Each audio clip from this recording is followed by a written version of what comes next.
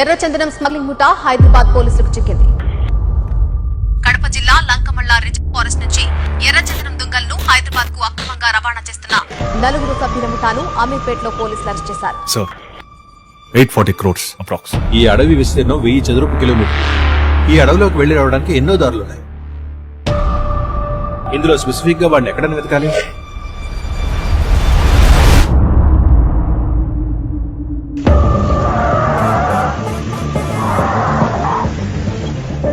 వీడు మామూలు కాదు మైక్. ఎవడ్రా వాడు? వాడి మొహం ఎలా ఉంటుందో ఎవరికైనా తెలుసా?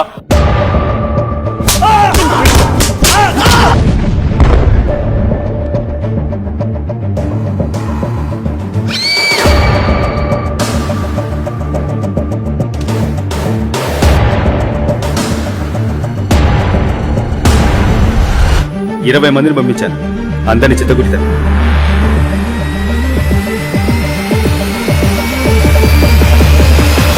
ఇలా గొప్ప గొప్ప విషయాలన్నీ మాట్లాడటం రాదండి.